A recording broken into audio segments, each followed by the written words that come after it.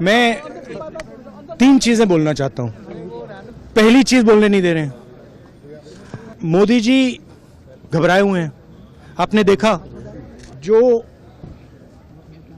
Trade deal 4 महीने से रुकी हुई थी 4 महीने से कुछ बदला नहीं, किसी न किसी कारण। जो मैं जानता हूं नरेंद्र मोदी जानते हैं। नरेंद्र मोदी जी ने कल शाम उस डील को साइन कर दिया। नरेंद्र मोदी जी पर प्रेशर है, भयंकर प्रेशर है, और नरेंद्र मोदी जी का जो इमेज का गुब्बारा है, जो हजारों करोड़ रुपए लेकर बनाया गया था, वो फूट सकता है। इशू ये नारावाने की स्टेटमेंट नहीं है, ये साइड शो है, और वो भी जानते हैं, मैं भी जानता हूं। मेन बात यह है कि हमारे प्रधानमंत्री को कॉम्प्रोमाइज कर दिया गया है। किसने किया है, कैसे किया है, यह हिंदुस्तान की जनता को सोचना है। मगर इतिहास में पहली बार हिस्ट्री में एलओपी को प्रेसिडेंशियल एड्रेस में नहीं बोलने दिया है। बाहर बोल दीजिए, जो अंदर नहीं कहा दिया जा रहा है बाहर। वो तो ऑटोमेटिकली होगा जी।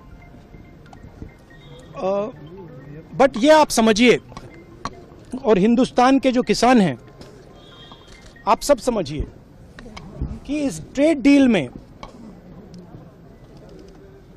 आपकी मेहनत को, आपके खून पसीने को नरेंद्र मोदी जी ने बेच दिया है। और वो इसलिए बेचा है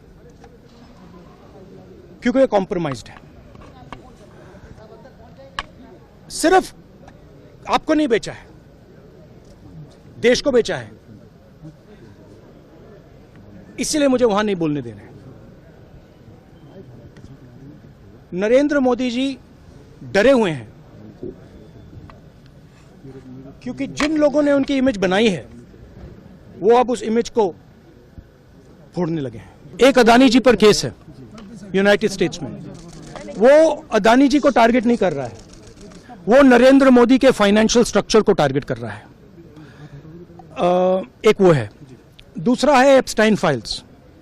एप्स्टाइन फाइल्स में अभी और माल है, वो अभी रिलीज नहीं हुआ है। इसीलिए इस दबाव में आकर एप्स्टाइन फाइल्स में जो है, जो पूरा देश जानना चाहता है, मगर अभी अमेरिका ने रिलीज नहीं किया है। और दूसरा जो अदानी जी पर केस है, जो एक्चुअली मोदी जी पर केस है, क्योंकि वो बीजेपी का फाइनेंशियल स्ट्रक्चर है, मोदी जी का फाइनेंशियल स्ट्रक्चर है। तो ये 2 प्रेशर पॉइंट्स हैं। और आप ये बात समझ लो, देश ये समझ ले कि प्रधानमंत्री कॉम्प्रोमाइज्ड है।